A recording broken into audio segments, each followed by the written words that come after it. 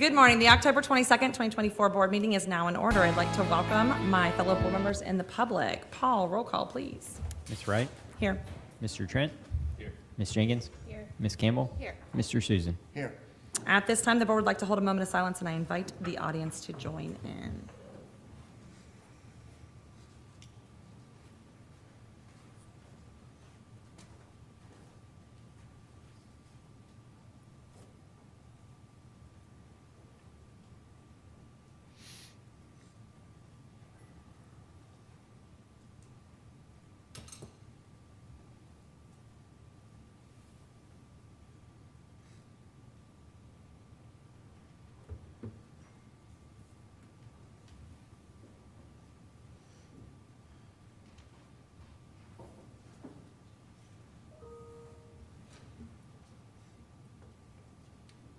All right, please rise for the Pledge of Allegiance.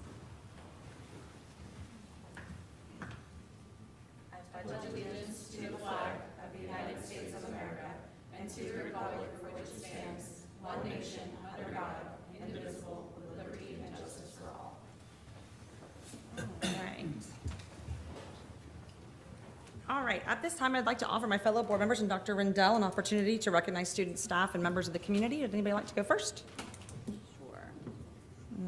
All right, this past Saturday at Space Coast Junior Senior High School was the marching band music performance assessment, and the bands did such a great job. Always proud of our students and our their band directors and the guard coaches and all the people who were involved.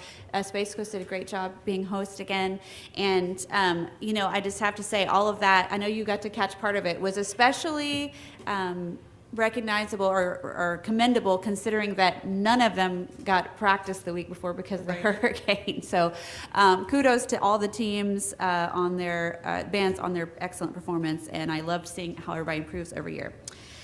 Tomorrow, board and anybody in the community is Brevard Achievement Center's performance of our ESE students from across the district, all different middle schools and high schools who've been working with special community coaches throughout the year, and they do drumming and dance and drama and all kinds of really awesome performances along with the Brevard Achievement Center's adult group. And so that starts at 11 o'clock. It's at the King Center. Encourage everybody to come out and just really be a part of this super fun performance. Thank you, Ms. Campbell. Anybody want to go next? I'll go next. All right, go ahead. Yeah, I'm not sure if everybody knew, but Brevard Schools has expanded the sports into the elementary schools, and it's starting up. So right now there's 34 elementary schools that are participating, and what's ended up happening is we started with soccer. So right now there's soccer is going in those schools.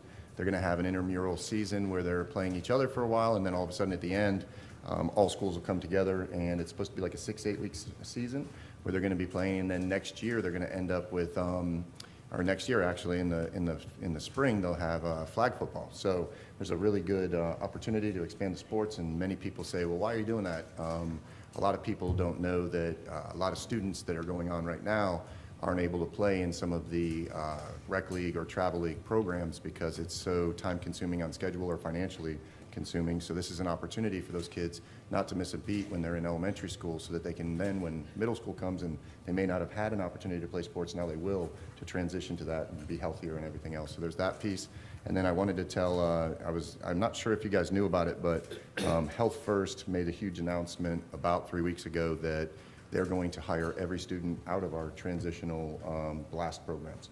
So if you guys don't know, Health First has a very robust program where they're actually a provider for what's known as vocational rehab through the state. And we were at a meeting the other day where we were sitting down talking about stuff, and Health First came forward and said, we will hire everybody out of your programs. What that means is that students that are transitioning with, students with disabilities out of our BLAST programs are the students that may be on the spectrum and other things that may have trouble finding employment. And what ends up happening is Health First has a huge program to hire those. It's about 40 to 45 people a year. And if they don't get hired, some of these students go on into their lives and they don't have an opportunity to continue to be integrated into society, and it's real bad. So I want to give a big shout out to Health First for what they're doing. Big shout out for vocational rehab for that portion of it. So, and that's it. Thank you. Thank you, Mr. Susan. Anybody else? Yeah, okay. All right, I'm going to go ahead and do mine real fast.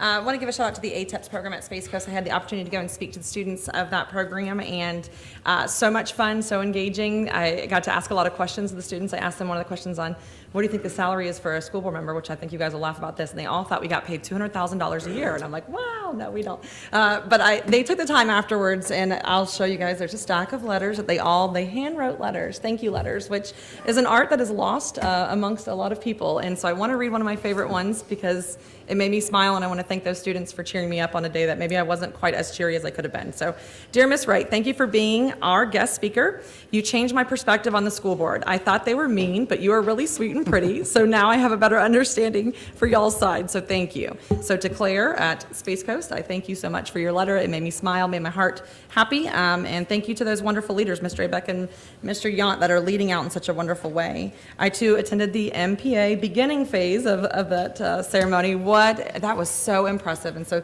thank you to Space Coast for hosting that, those students for all the work that they put in. I got to sit next to Miss Stewart for a good portion of it and chat with her about the wonderful things happening at Cocoa High, so wonderful evening for sure. Also want to thank Thad Altman for the Center of Space Coast Education. Yesterday we had a day of discovery, which was for our STEM teachers that are going into the elementary classrooms. Very exciting, lots of excitement circling around, what does this look like? What is STEM going to look like on an elementary level, and how is that going to impact the Space Coast for the better? So thank you, Mr. Altman, for your help there. Thank you to Ms. Harris and your team for putting on a wonderful event. I think that was beneficial for all.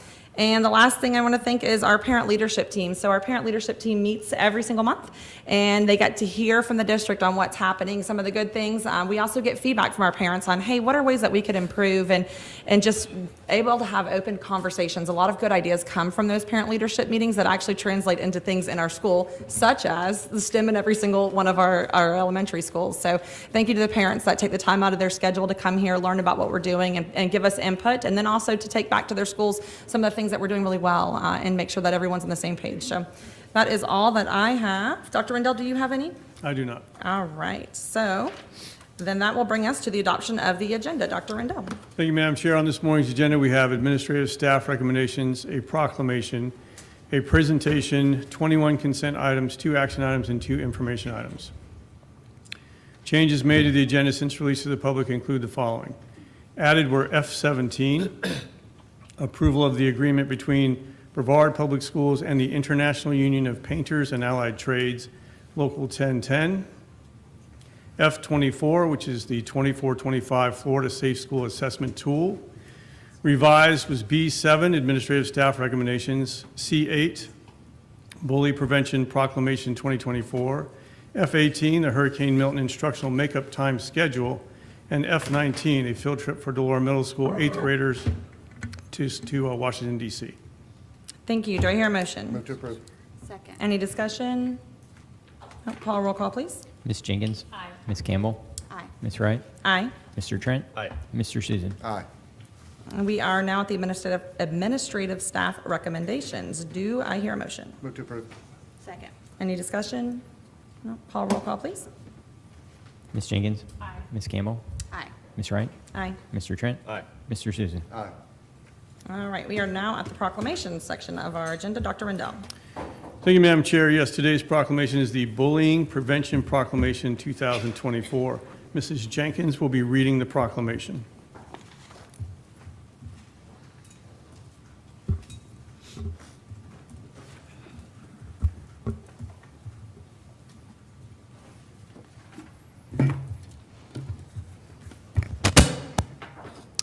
Whereas October is designated as National Bully Prevention and Awareness Month, and whereas bullying is the aggressive use of power, targeting another person or group of people with repeated unwanted words or action, hurting them emotionally or physically, and whereas bullying occurs in neighborhoods, schools, playgrounds, and online through technology, and whereas thousands of Florida children and adolescents are affected by bullying behavior annually, and whereas targets of bullying are at an increased risk for depression, anxiety, sleep difficulties, absenteeism, and are more likely to develop physical, emotional, and learning problems.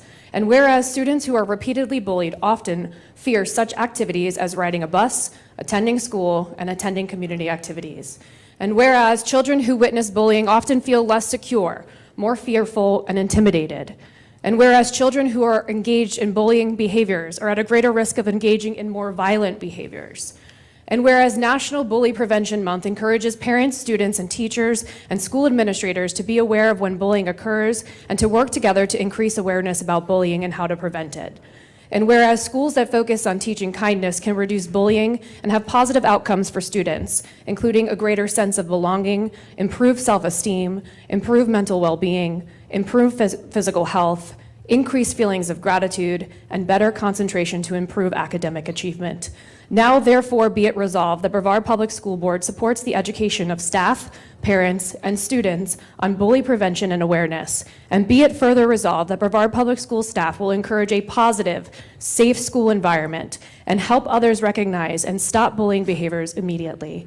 Adopted by the members of the Brevard Public School Board, Brevard County, Florida, at the regular board meeting thereof, held the 22nd day of October 2024.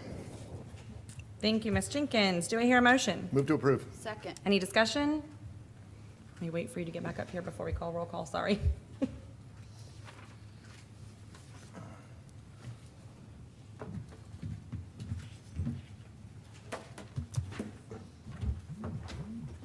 All right, Paul, roll call, please. Ms. Jenkins? Aye. Ms. Campbell? Aye.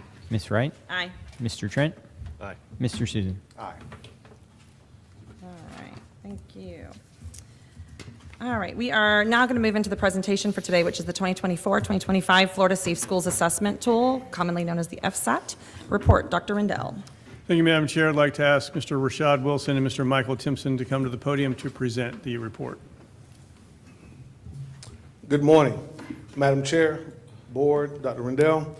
This morning, you will be presented with the annual report of the 24-25 Florida Assessment Tool report.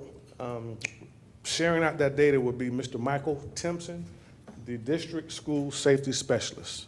Now, at this time, I'm going to turn it over to Mr. Timpson.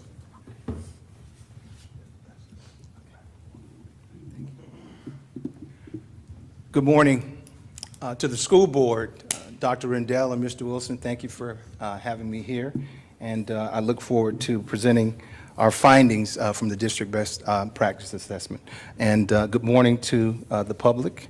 So first off, I want to say the objective of the Brevard School Board, the district best practice assessment, is to demonstrate to the school board that a school security risk assessment was completed at each school campus by the October 1 due date as required by the Florida law, and that the findings and the recommendations of these assessments were presented to the Superintendent Rendell and each member of the school board.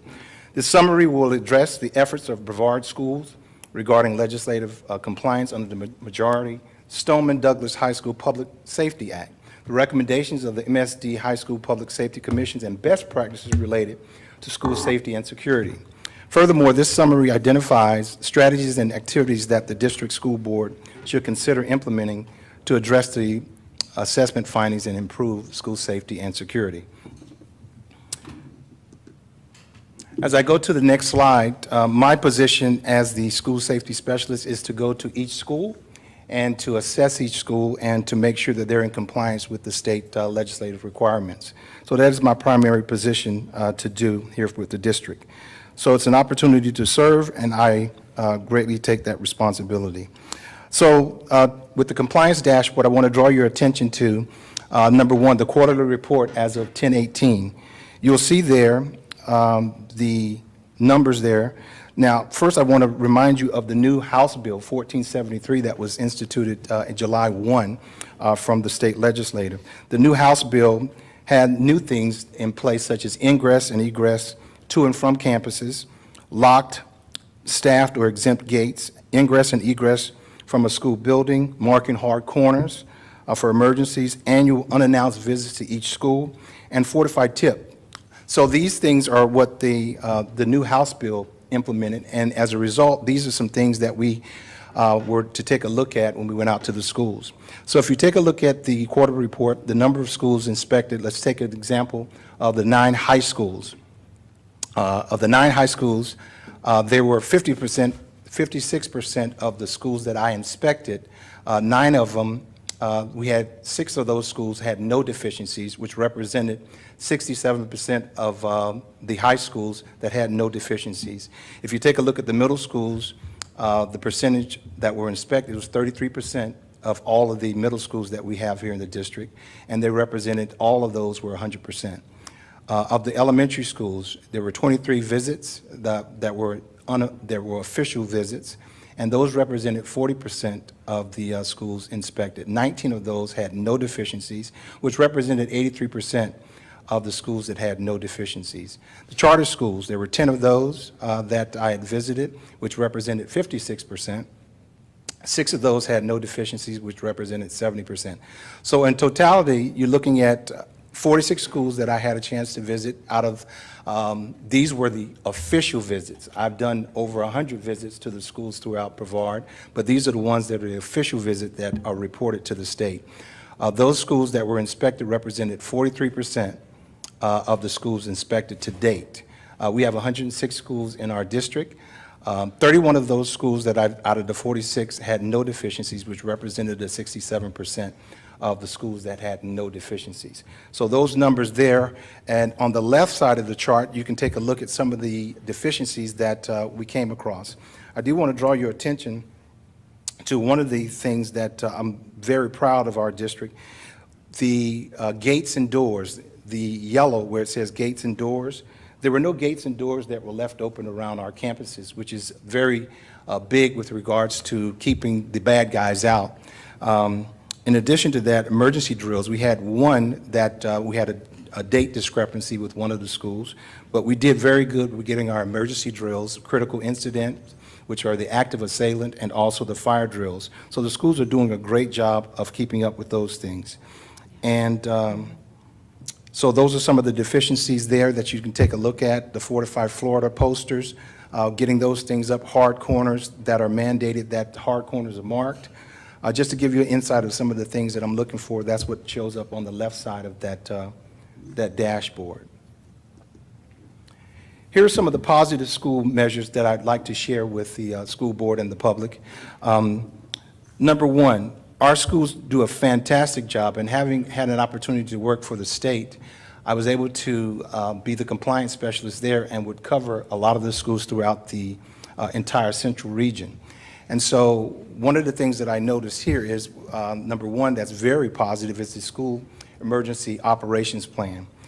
Those are operations plan that have the administration, that talks about the law enforcement, and it shares with the active assailant response. Those are the things that the schools have in place in case there's an emergency or something of that nature. So we have a very robust COP plan that's in place at all of our schools, and that is something that is very positive and something to be very proud of.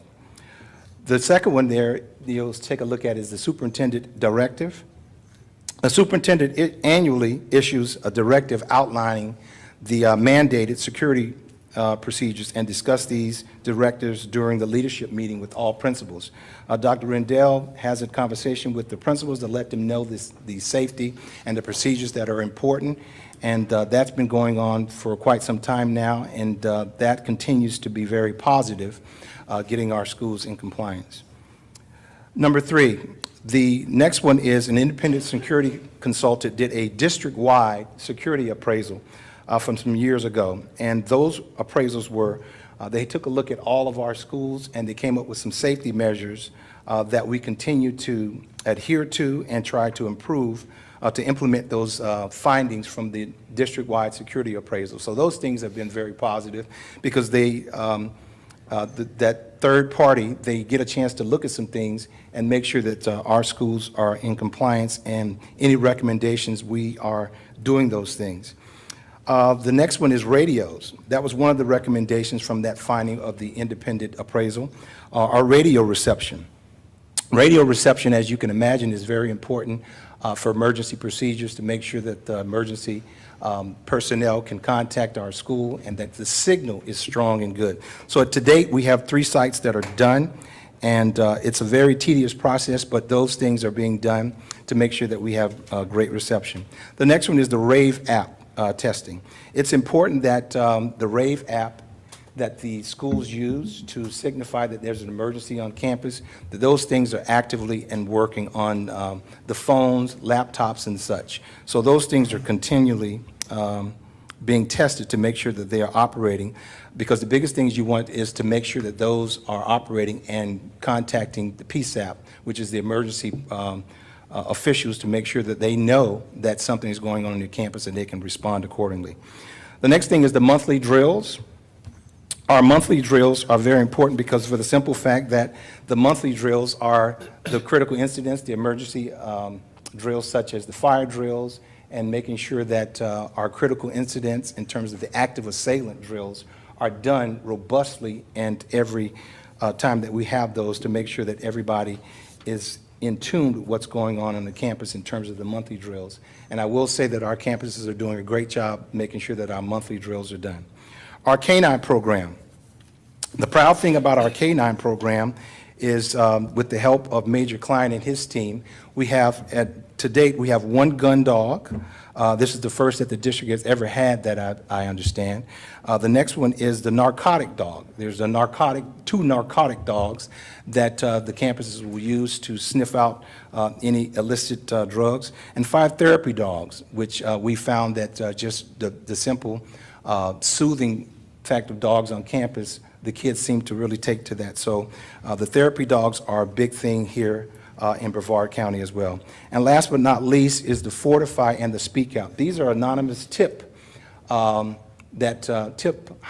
that we have throughout campuses that the kids can tell about bullying, being picked on, anything that they see that's happening, they can report those things. So we've had Fortify to date, we've had 155 tips to date, and the unfortunate part, a lot of them are not real serious. So we've had 2 of those that were found to be very serious, but we're getting them to the tune of 155 from year to date.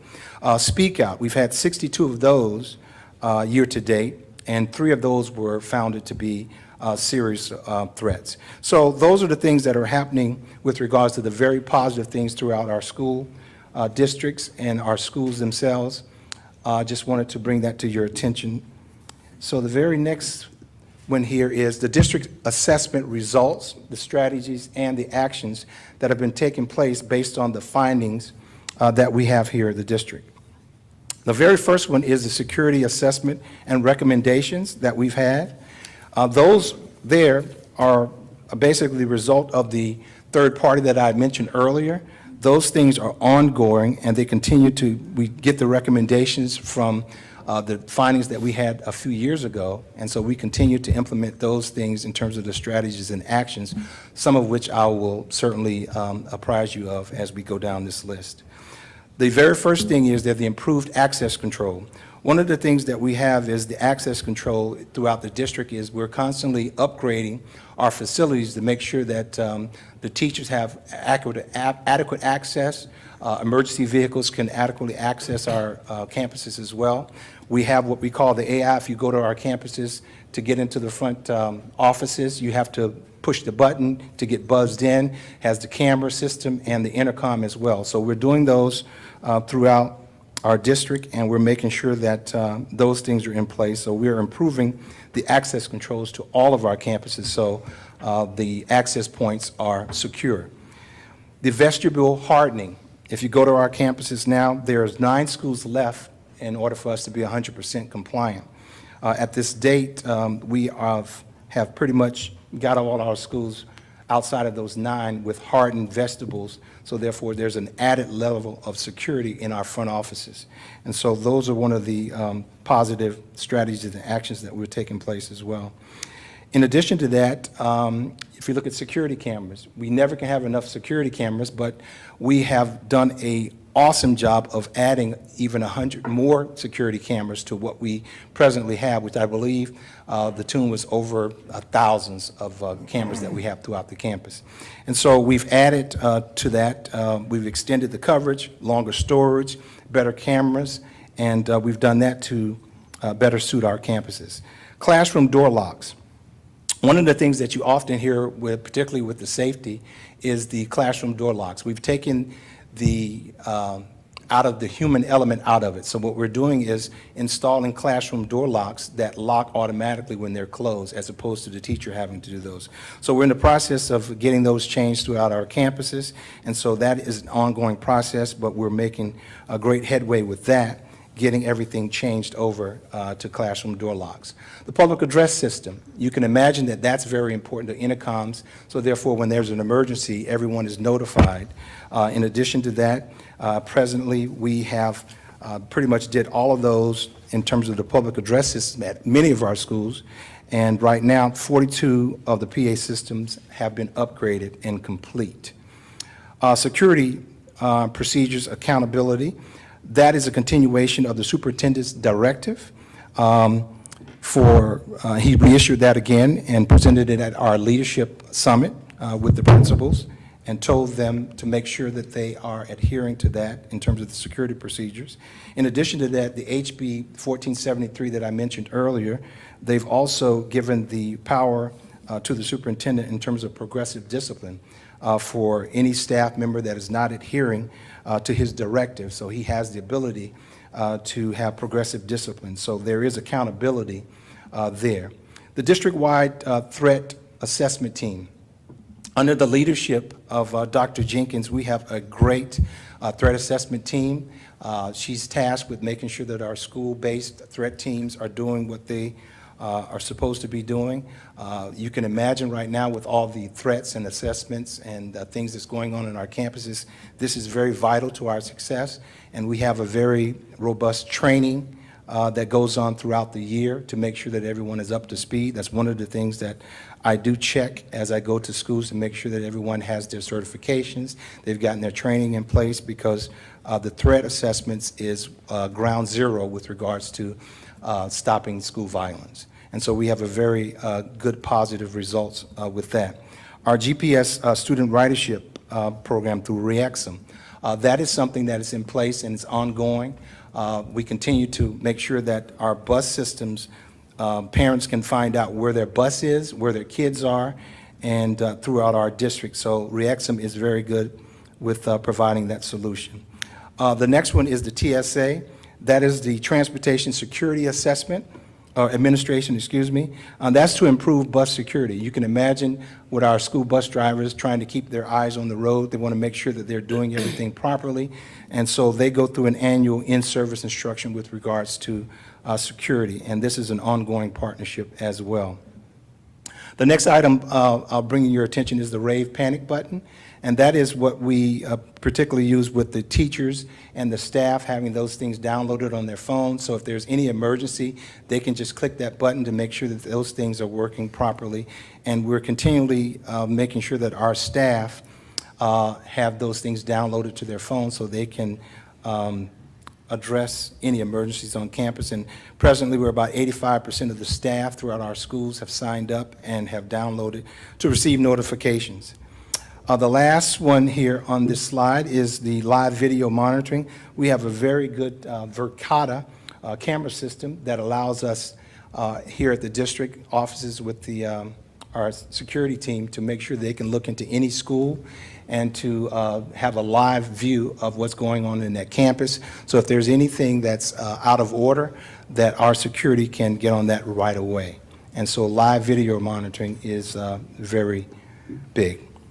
So in conclusion, the district safety specialist, myself, has summarized and recommended these actions based on the recent security assessments. While significant improvements in school safety has been made by BPS principals, local law enforcement, and district offices, further work and funding is needed. The superintendent and district security are dedicated to implementing the 2024-25 FSAT recommendations. The board and superintendent were briefed on these findings and recommendations today.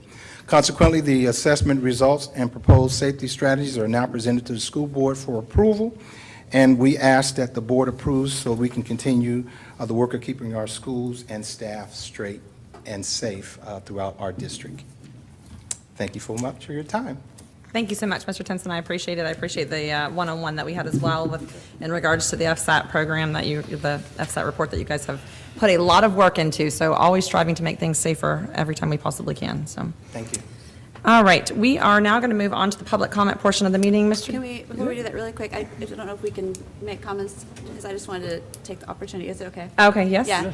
Mr. Timpson, Yeah. Mr. Wilson, thank you so much. You know, a few weeks ago, we had a presentation from Ms. Han about facilities. I'm like, that would be a great one just to cut and plug, because this is going to be one that I bookmark when it comes to security, when our families come and they're worried about what we're doing or what we're not doing, because this is about as transparent as we can get with what's going on. There's even more that we're not necessarily able to share the nitty-gritty details of, but this is a really good snapshot for our families and for our staff as well as to what we're doing on campuses to keep them safe and keep their children safe. So thank you for this, and I know we have to have this annual presentation, but going into the greater detail is very much appreciated. And again, just a little snapshot I think that we can refer people back to on a regular basis so they know what we're actively pursuing in safety. Thank you. Sorry. Thank you. No, it's fine. All right, we are now at the public comments portion of the meeting. Mr. Gibbs, how many public comments do we have? 7. 7. All right, so if you will, please call the first 3 up, and I'll get the clock ready. Bernard Bryan, Kelly Kerben, Gregory Ross.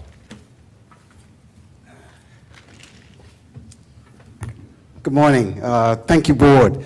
I just want to say on the audit, I noticed there were 6 schools that failed. And if we can get the detail of that, and I know some things that may be confidential, I would appreciate it. Just a couple of things. I want to say thank you to this board. Thank you to Dr. Rendell. And my wife and I, Sister Brian, we are having a ball with our Brevard Public School students. We do a STEM program. We were at Cambridge on Saturday, and we saw so much energy of our students in STEM. We also have a STEM program we run at FIT. We got over 50 Brevard Public School students participating in that, and the energy we saw was so amazing. But I just want to ask the board for some help. Right now, I mentor 8 students at University Park. I also will be mentoring another 8 students at Stone. And one of the things I'm always challenged with that they ask Mr. Bryan, that I always ask them, what do you want to be? And all of them tell me, I want to be a football player. I want to be a basketball player. So I just need this board to help me. When you look at the job opportunities in basketball, there are 450 pro athletes. If you look at the opportunities in football, there are 1,700 jobs. So you're talking about 2,000 jobs, divide that by over 150 million. So the odds of that child becoming an athlete is 0.0003.13. So that tells me that if we don't encourage our kids to do something, that's amazing. I want to show you something.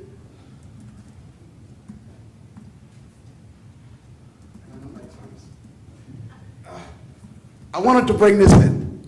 This is Mr. Bryan. Okay? This is me in high school. I was a football player.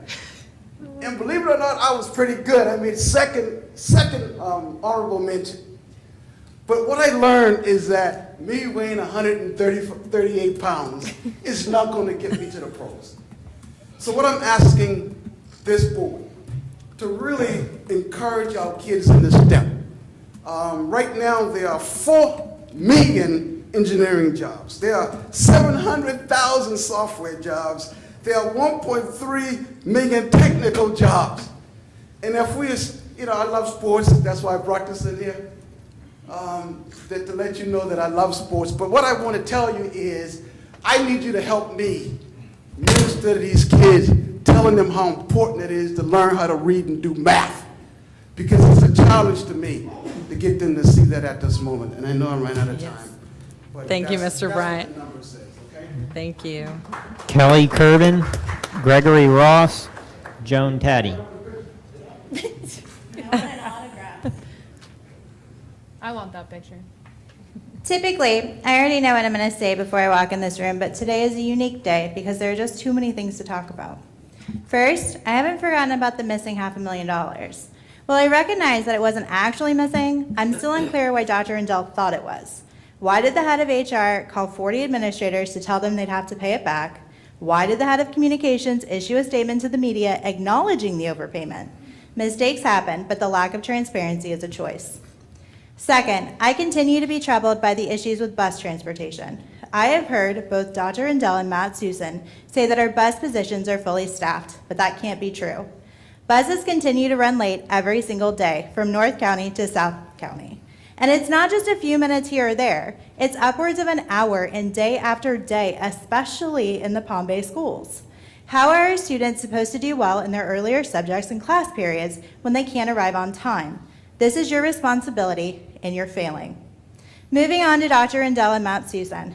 It simply defies all logic and reason to fire the man who knows where all the bodies are buried, and to do so dishonestly and unethically. This morning, Florida Today released an article about the firing of our former communications director. I'd say the information shocked me, but that would be a lie. It simply reaffirmed what I already knew. Our district is being run by an inept leader with the help of a corrupt and dishonest board, specifically Matt Susan, Jean Trent, and Megan Wright. Your lack of transparency, your lack of integrity, your lack of honesty continues to taint the public's image of Brevard Public Schools. See no further than the comments on social media when people who you never hear from talk about how they feel about Brevard Public Schools. Shifting gears to Ms. Jenkins. Both Samantha and Allison were sad that they'd have to miss your last meeting since they're in class. Allison told me to say, quote, "Remind Matt Susan that he sucks, and tell Ms. Jenkins that I'll miss her." Samantha left these parting words. "Tell Ms. Jen that I'm sorry people have been so horrible to you. She didn't deserve it, and I will always look up to her as a strong role model. She's the only woman on that board that I can look up to. I'll miss her." Jen, when I first walked into my first meeting, I knew no one, including you. Over the last 2 years, I've gotten to know you, not only as a board member, but also as a human being, and I am proud to call you my friend. Thank you for being someone my daughters can look up to. You will be missed. Heart. Gregory Ross, Joan Taddy, Paul Rout. Good morning, school board. Thank you for this opportunity to speak. I want to follow up on what Ms. Kervin said. Two things. This is the final school board meeting for not only Ms. Jenkins, but Mr. Susan as well, if you're not aware. His replacement sitting out here in the audience. I also found it interesting they had the bullying proclamation, because that goes hand in hand with this Florida Today article, right? The bullying that you did to communication staff, Mr. Susan, which eventually led to the unjust firing of your communications director. Let me just read directly from the article. The communications directors, the former communication director's lawyer said his client's concerns reached a tipping point when, weeks after being notified that his contract was not being renewed, Mr. Susan met with members of his staff, of the communication director's staff alone, to allegedly produce content that the communication director saw as benefiting Susan and to give Susan final say before posting information. That is concerning, right? And it's a failure on you, Dr. Rendell, and I'll tell you why. Because if you can't see the possibility that a board member is going to directly direct communication staff to produce things that are beneficial, that are politically motivated and beneficial to the school board staff, as opposed to being beneficial to the district. The Facebook page, that belongs to the district, not the school board. Your Facebook pages that belong to you and you use as a school board member, those belong to the district, not to the school board.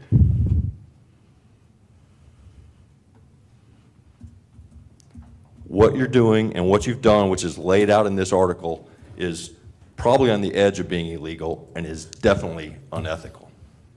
Everybody knows it. Ms. Jenkins, thank you for always doing the right thing. You're not the only one. There are other people up here. I'll give every one of you have done the right thing at a certain time, but that's all I ask. Ms. Jenkins is the only one who's up here who's done the right thing meeting after meeting after meeting. Thank you. I can't leave here without speaking to you, Ms. Wright, and your conspiracy theory that you posted on Twitter about the hurricane being man-made and Florida getting their punishment for it. As a school board chair, that is unacceptable. Unacceptable. Science is the way forward, not conjecture and conspiracy. You guys need to all do better. Thank you. Joan Taddy, Paul Raub, Amy Raub.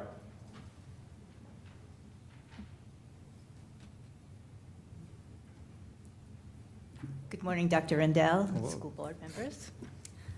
4 years ago, I was privileged to have been chosen by Jennifer Jenkins to administer her oath of office as she took her place on the Brevard County School Board representing District 3.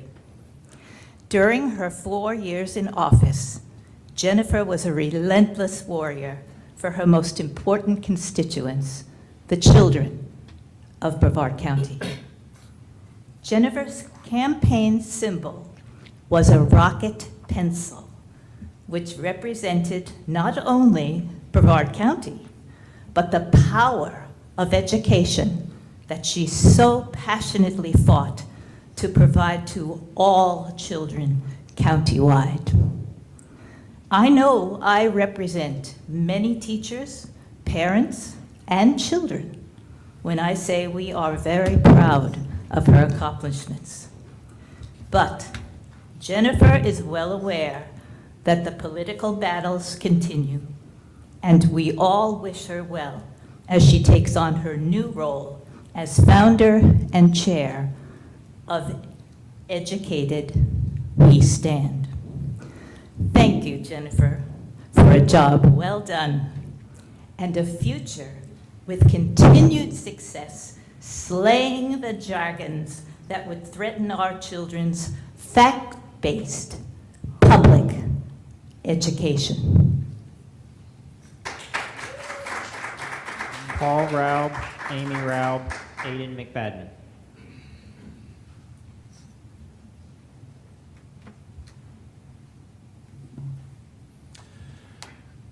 So I assume everybody read the paper this morning. Nothing in that article is a big surprise to you, as Mr. Trent refers to us, the nothing better to do on a Tuesday night crowd. But there's a lot there, if you haven't read it. Now,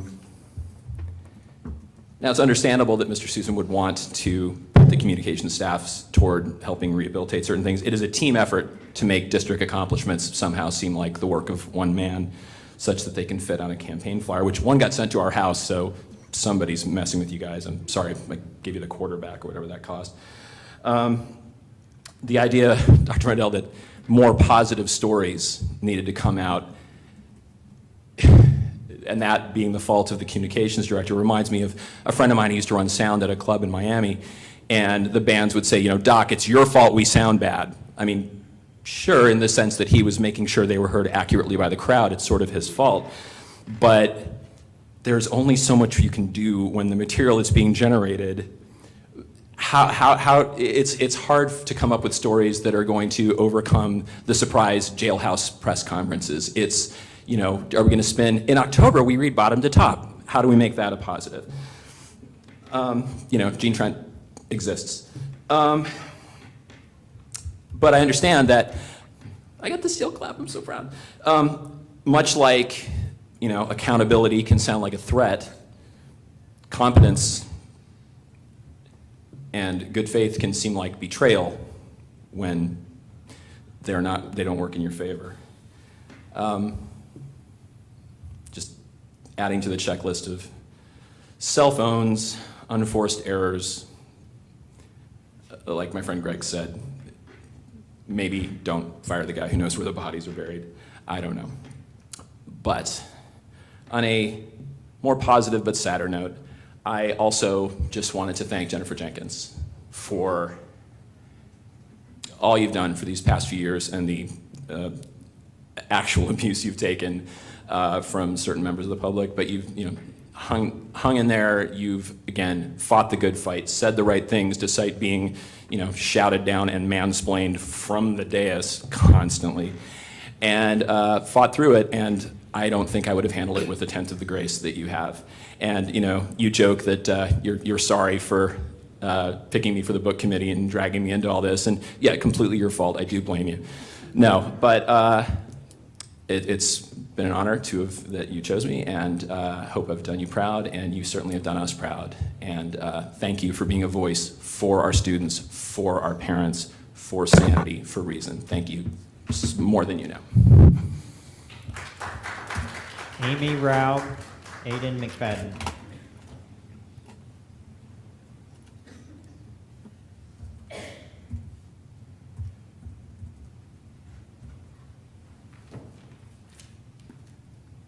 Hi, good morning.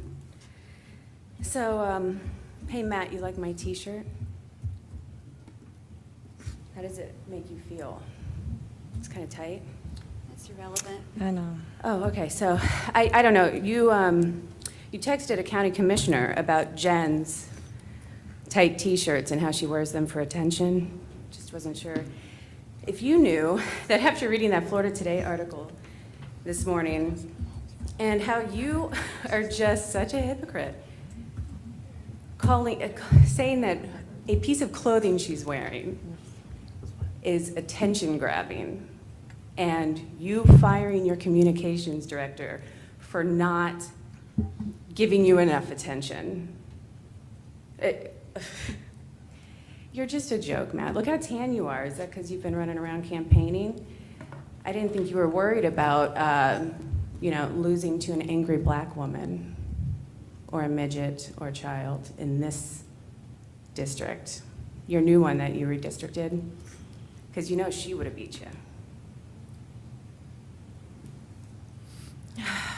Today's your last chance to apologize to her up there, because this is your guys' last meeting. But I know you won't, so I will. Jen, I am so sorry that you have had to put up with this man up here, the abuse he's put you through. You guys really could have made a difference, but instead you were fighting this guy, you know, for the students. Matt's for Matt. I'm surprised you're still sitting there. You usually run away. And Jen, thank you for putting up with it. Thank you for trying your hardest and really making a difference in our community. We're really going to miss you, and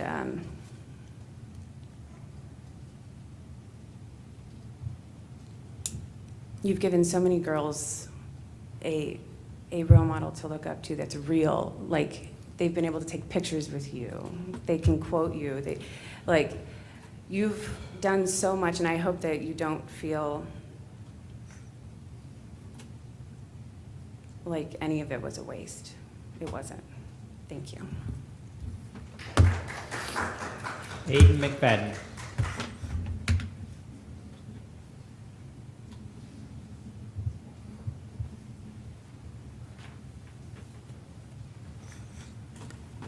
Hello, board. I'm Aiden. I just wanted to come up here to, again, thank Jennifer for all that she's done for the kids of this county, and even for us personally. She's just a great woman and someone to look up to. And it's a sad day that she's leaving. Thank you.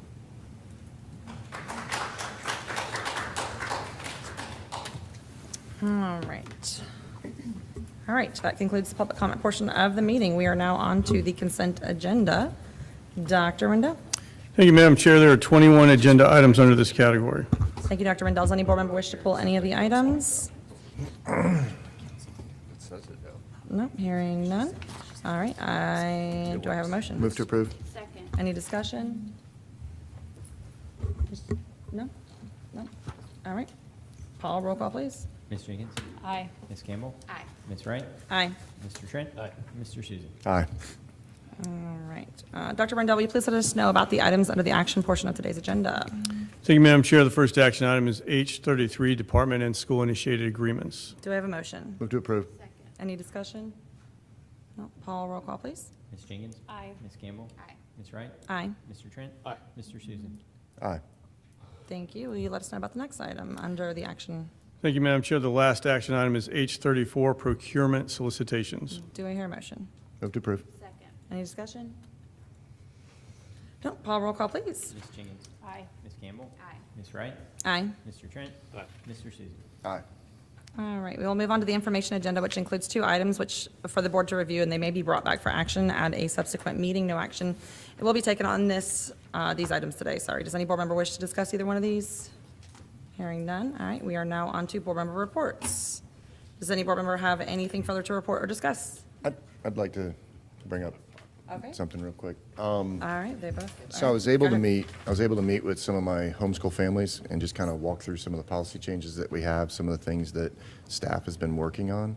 And they had come back with a series of questions that staff met with them on. And one of the themes that continued to come up was they are very excited to take classes inside BPS and be a part of BPS in different ways. And some of them even came up and said, you know, some of our students would love to be a part of BPS and would love the opportunity to come in. Some of the inhibiting factors that they had is that there's no website for them as far as communication, for them to find out about activities and stuff like that. So I asked them if they would form a task team to put that together, and they agreed. Also, they were really excited about just the opportunity to do some of the things that now are opportunities inside of our homeschool policy changes. And the other thing is that they had mentioned questions about just in general, like some of the ins and outs of some of the things, and staff did an amazing job of answering all of those. So if you ever get a chance, try to meet with some of your homeschool families and see it, but it's a different time because a lot of them are wanting to be a part of BPS just under certain standards. So I think it's going to be really good with some of the changes that have been made and moving in that direction. I do want to say that our poor homeschool staff is very, very understaffed, and that's just because, like Ms. Campbell mentioned in one of the meetings, that there's a significant non-funding of the homeschool because of the way that that's set up. So a lot of the homeschool families said that they would work towards supporting and creating advocate groups for that. So just wanted to kind of let you guys know that, and that's it. All right, thank you, Mr. Susan. Ms. Campbell, you sent the board. So Friday is the FSBA Advocacy Committee meeting where we'll be approving the 2025 legislative platform. And so as I serve as our representative on that, I want to make sure that I have any input that you guys may have before we go for that final vote. So hopefully you guys got a chance to look over that since yesterday. And if you have any usually there's not a lot of movement, I'll be quite honest, but if there's from all the districts, if there's a consistent theme, we can certainly, the advocacy committee has the power to make any adjustments. So, and if there was something that wasn't on here or that was on here and then you were wondering why, I can, from the meetings that we've already held, I can certainly share what I do know. Any thoughts? Or Thank you guys you, good? Ms. Go ahead. I have some, but I always want to wait Go for ahead. everybody else. Go ahead. Thank you for putting this together. I do know that having this is the organization and everything else that it comes to take to do this is a lot of work. So I appreciate you, Ms. Campbell. I can't take credit for this, it was a committee. I know, but you're a big part of that. Question that I was having is when it says under administrative efficiency allows districts to establish start times based on the input from parents and families and students attending school districts, what does that mean? Can you clarify that? Yeah, I remember a couple years ago when the legislature passed the law that says high schools can't start till, after 8, and middle schools can't start till after 8:30. Fortunately, that doesn't affect Brevard because we're already in compliance with that, but there are many, many, many school districts that it does.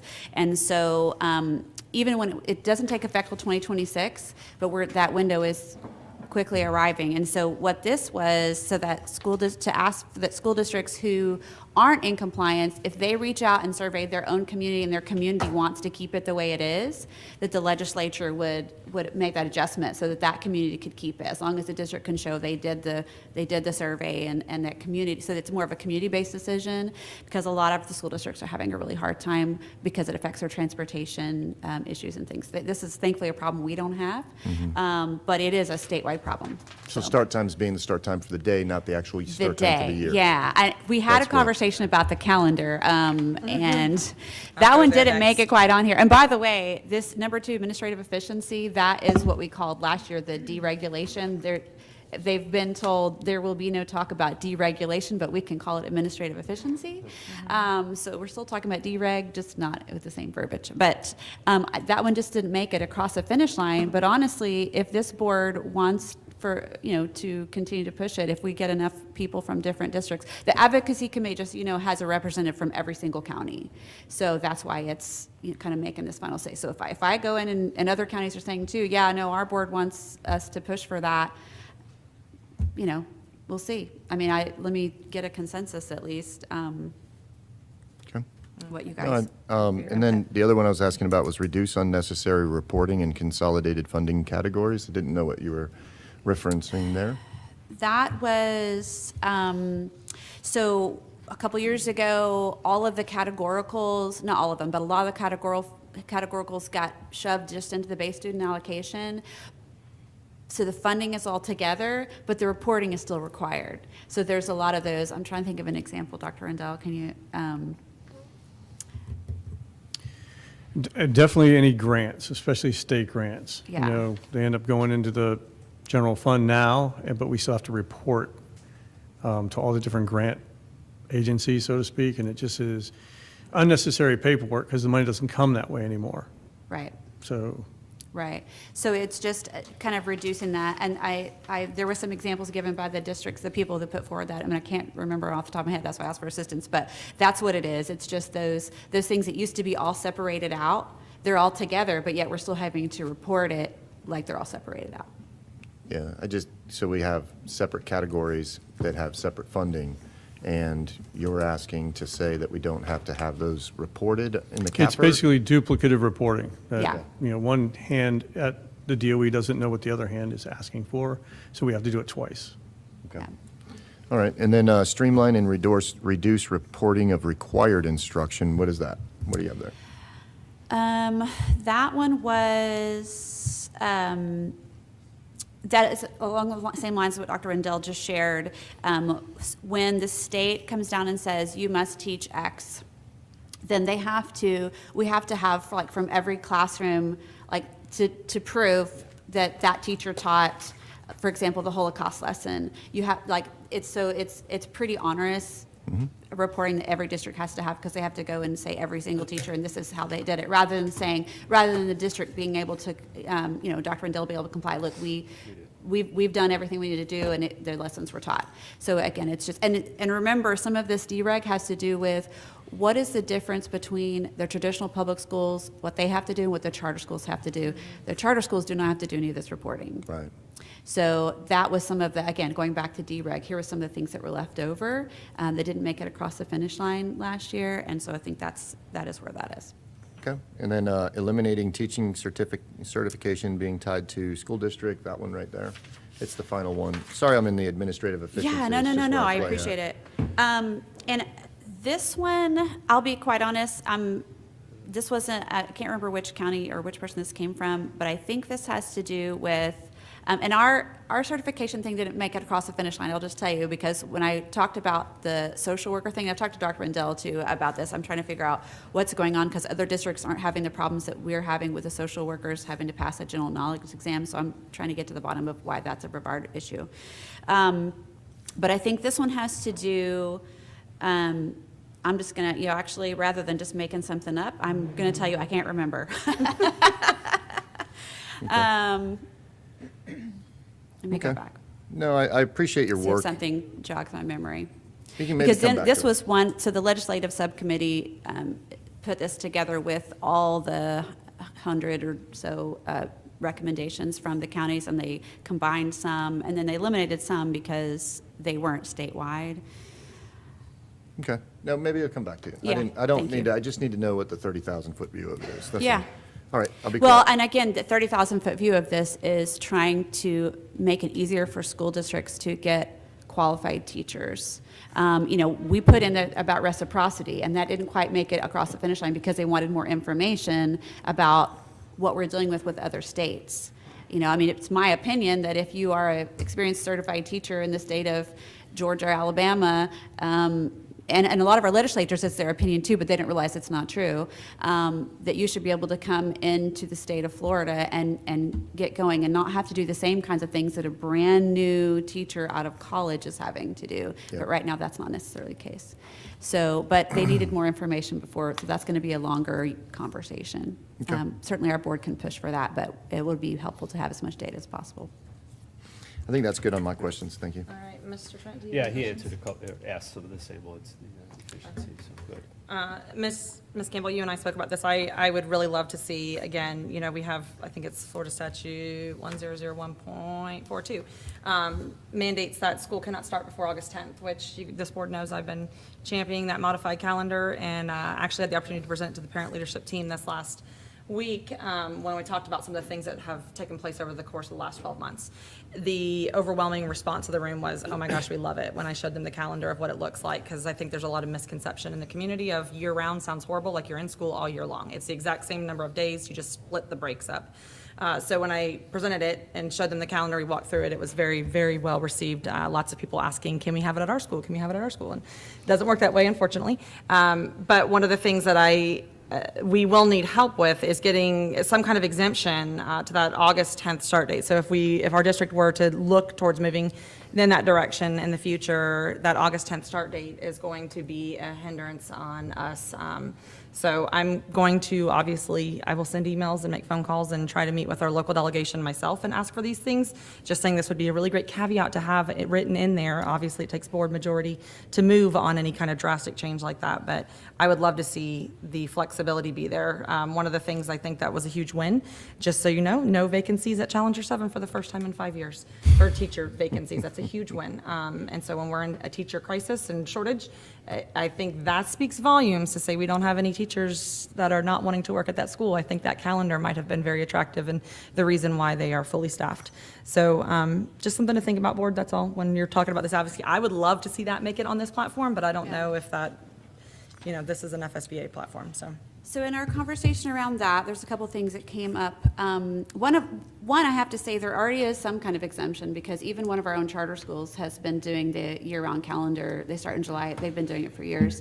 And the schools in Charlotte, even prior to the Yes. pilot program, the schools in Charlotte, those 3 schools have been doing it also since the 90s, maybe one in 2017, the timeframe, but so they already have, so there is a way to make it happen. But I will tell you, as far as statewide, the people who are remembering when school used to be able to start, let's say, early August, the big pushback, again, just for historical perspective, were the big companies who needed the high schoolers to be working in the summer. And like Disney and the tourism industry. So that just historically from our lobbyists giving us information, when that happened and Florida settled on that August 10th start date, it was really a big part of that. My understanding is that they need those high school workers to be able to help with one of our biggest industries in the state. So that's the battle that we might be facing. But just wanted to give you that historical perspective. But I'm certainly willing to go into our meeting on Friday and say, hey, our board wants to see the addition of, an ask for more flexibility to school districts, so that if they want to do the pilot programs, they don't have to do beyond whatever they're doing now. I don't know if like Royal Palm Charter School and the schools in Charlotte County were grandfathered in. It was my understanding that any school district that wanted to could do something. The pilot program was just kind of a, hey, let's do it together kind of thing. Right. But I actually don't know the answer to that question. I know, well, and I'll reach out to Charlotte and see if I can find some answers on how they're getting around that, because I think it is worth exploring if we decide to expand it. I'm excited about the possibility. It seems like the community is extremely excited. Yeah. Our teaching staff has been excited so far, so I'm just I will excited about the make that possibility as note. we have those conversations. So, I don't have anything else on your FSBA platform that you have there, so I wanted, Thank you. Ms. Jenkins, do you have anything on there that you want to respond to as far as the FSBA platform? No, not for FSBA. Okay, all right. So, any other board member reports or discussion? Yep. All right, go ahead, Ms. Jenkins. I'm going to be a while, so if you want to use the restroom, go right ahead. I'm going to take a moment. This is not in particularly for the people who are sitting in the room because it's 9:30 in the morning. There's not many of you, but this is for the hundreds of people who have reached out to me over the past 2 weeks who are going to be watching this. This is for my family who is watching. This is for the students who have thanked me and contacted me over the past couple of weeks. So I'm going to be taking my sweet time, just warning you. If you need a stretch break, go for it. First and foremost, I want to acknowledge that my husband is in the room. And Sam took off of work today to be here. But I don't ever get to publicly address him and thank him for the absolute hell that we have lived for the past 4 years. And not only did I have to deal with that nightmare, but you did too. As an individual, as an employee, as a husband, as a father. And you deserve a public display of acknowledgement and praise and love. You kept our daughter safe. There are so many things that people could never even imagine that had happened to us that they just don't understand or know about. They don't understand that my husband and my daughter were continuously followed around in public when I wasn't there. Not that it's okay when I'm there, but a little bit more understandable. They don't understand that people would post my daughter's location when she would be at play dates on neighborhood apps. They don't know what it's like to have an investigator come to their home and sit down at their kitchen table and ask their parents how they abuse their daughter. They don't know what it's like to go to work and not be able to escape the comments and the rumors and the disgusting nonsense that happens over and over again. Even last week being mailed to the board, to his work email. They don't know what it's like to have people who some of my fellow board members break bread with parking beside my home when I'm at a board meeting to intimidate my husband. They don't get it. They don't get what it's like to go trick-or-treating with my daughter and have people scream at us. They don't get it. And they don't get what it's like to be a strong enough man to stand beside me and not say anything and keep it together, because I am a proud, strong, independent woman. And he knew damn well that I wanted to be an example for my daughter. So thank you for putting up with this nonsense for the past 4 years. I love you. Thank you. I also want to thank my dad because he asked to be here today, and I said, no, thank you. Quite frankly, I don't trust what he'd say. I want to thank him, though, because he doesn't know the conversations that he would have with me as a child, how odd it was to be 34 years old and reflect on how those moments had shaped me as a woman and prepared me for these moments over the past 4 years. My dad was a correction officer in New York City, in one of the toughest prisons in the United States of America. So to say that he was tough is probably the biggest understatement of my life. But my dad was so protective of me. And when I was little, he would tell me, don't ever let someone tell you who you are. Don't you dare admit to something you've never done. And don't you dare let a boy talk to you in a negative way. And it's weird to then fast forward to 34 years old and realize what my dad was teaching me when I was a little girl. My mom was so ill for the past 3 years of my life, and my dad was her sole caretaker. But when I lost my father-in-law, who was my daughter's best friend, in the middle of the chaos, and when Sam and I were struggling to keep it together because we were trying to stay afloat emotionally through all of it, my dad stepped in and took care of her anyway and kept her life as normal as possible. And I am so grateful for him. And I know he's going to watch this, and I believe he deserves a public acknowledgement for what an incredible father and grandfather he's been through the past 4 years of my life. And especially after losing my mom.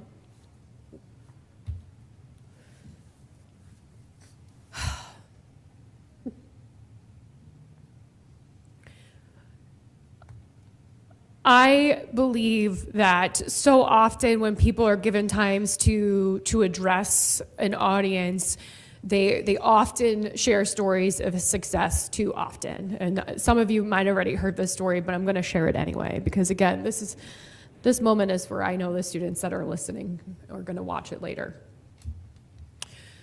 I think it's important to talk about your failures and the struggles that led you to your moments of success, because it's those moments that honor your true integrity, your purpose, who you are, why you're in a place for a reason, and it inspires other people to join you in a movement and in a mission and to follow in your footsteps. So I'm going to talk about my struggles, and this is a story that I had the honor of sharing at some graduations this year. And I want the young women that I am so proud to be an example for to hear this story. I grew up in New York City. And right after I was born, my mom suddenly became paralyzed on a staircase. My dad was a new law enforcement officer, not making very much money, suddenly found himself working 2 and 3 jobs just to get our family by. And my mom struggled for the rest of her life with her disease, on and off. Some days she couldn't walk, some days she couldn't talk, sometimes she struggled to see, she had double vision. Her the biggest struggle for her was that she never got to finish college. So much so, I actually have it with me. When she passed away, I went through her things, and in her nightstand, she literally had her College of Staten Island card in her nightstand because it was the most important thing to her that she never finished college. And I remember my mom taking me to the campus, so proud that she was registering for classes in person back when you used to have to do that. And as a teenager, I would beg my parents to get a part-time job. I remember applying for jobs at the Italian delis, and my mom would literally call and cancel my interviews because she would tell me that my job is school, that school is my job, it is my only job. It is what they instilled in my brother and I. They had an expectation for us that we would go to college. They demanded, basically, that we would go to graduate school and have advanced degrees. It was the most important thing to them. My dad literally worked at Pizza Hut on the weekends so that we wouldn't have to. And so my parents instilled this belief in me, and I, like every other teenager in New York, I saw myself working in Manhattan. I had a dream that I was going to work on Wall Street. I was going to be a CEO. I was going to have fancy clothes and make a ton of money and roll in that money when I got home at night in my fancy penthouse apartment. And so I was about to go to a business school, and about 2 weeks beforehand, my parents told me that they were moving to Florida. And I decided to come along. I felt like I had no choice because of my mom's health, and so I did. And I didn't live here with them. I lived off campus in Orlando. I went to the University of Central Florida, and I struggled. I was alone. I was sad. I missed the only friends and family I had ever known. I was anxious. I was probably depressed. And I had this immense fear and guilt because I had to tell my parents that my job, the only job they had ever given me, I was failing at. And I had failed out of college after 1 year. And it was the most terrifying time in my life. I felt like the ground beneath me was literally crumbling, like I was drowning. And I was terrified that that decision was going to define my life forever. Well, it absolutely did, but it didn't define it in the way that I thought that it would. So my family told me to come to Brevard County, to go to Brevard Community College, back when it was Brevard Community College, that if I had achieved my AA degree, they would send me back to Staten Island. And I took over 20 credits in 1 semester because I was getting out of Florida. And I jam-packed my schedule with nonsense, classes I couldn't care less about. They had to fit in my schedule because I was getting out of here. And one of those classes would change my life forever. One of those classes was an elementary education class, a class that I met Sam in, and a class that literally changed my life forever. I will never forget that moment. We were told to go to Endeavor Elementary, and I didn't live here. I had never really experienced Brevard County, and I will never forget that drive to Cocoa. I could not believe what I was witnessing with my eyes. I felt like I saw a community that a county did little to hide how little it cared about that community. I saw a school that did little to hide with the exterior aesthetics, how little a district cared about the kids that went to that school, how they were least priority on the totem pole. It was the strangest feeling coming from a borough of New York City and a very diverse community to see that here in Florida on the Space Coast. But when I saw inside of that building was a complete and utter contrast. Those adults inside of that building did nothing but care, love, respect all of those children inside of that room. They had a passion, a genuine passion for their craft, for their profession. They did everything they could for those kids. I had the pleasure of spending that day with Miss Barbara Wilcox. I've recognized her here a couple of times when she comes to present her students with the kindness symbol. I will never forget that woman. Never, ever will I forget that woman. Eventually, I changed my career path, my destination, what I wanted to be. I went to grad school and I became a speech language pathologist, but I immediately began working with Brevard Public Schools in Title I schools and with our students in our ESE programs because that moment stuck with me. It is my why.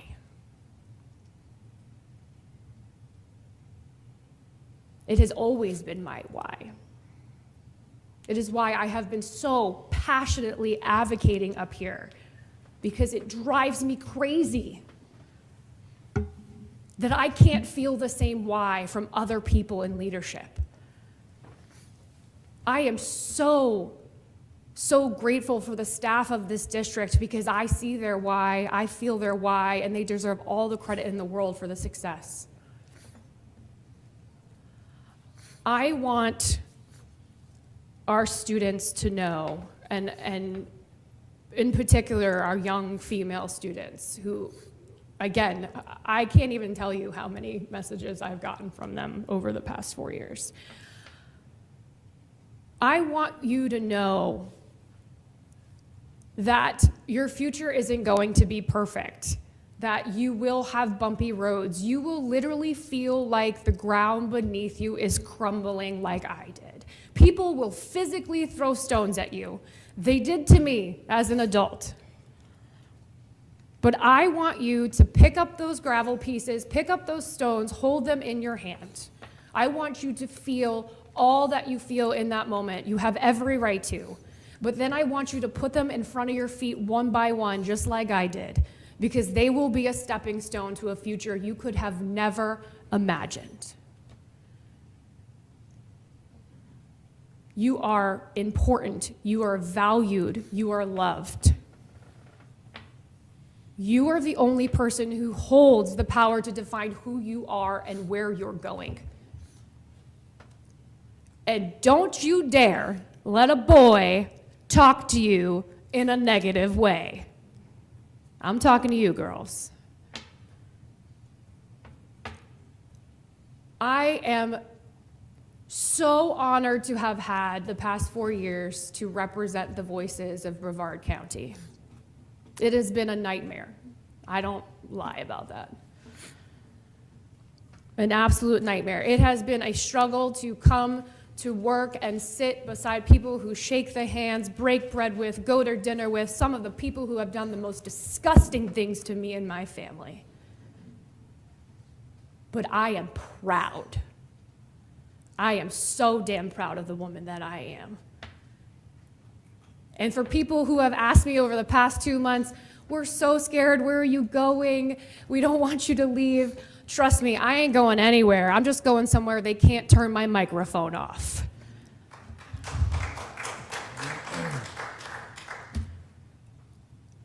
I will leave with this message. I will absolutely be back. I will not relent. When you make up stories about our children and our teachers, you will see me and you will hear me. It is unacceptable. It is a disgrace. And you know what you did. Thank you, Brevard County. I love you. Thank you.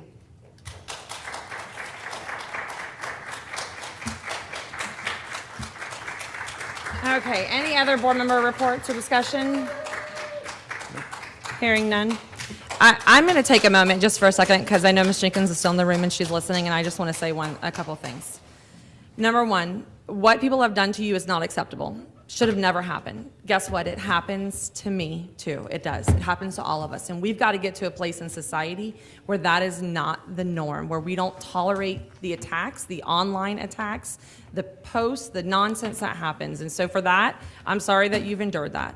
I really am. I thought a lot about what I was going to say at your last board meeting, and I thought a lot about, when I was elected, like, what am I going to bring to this board? And I really wanted to bring a voice of unity to the board. I wanted to try to tie us together, which is why my first act when I became chair was to sit us down and try to do that.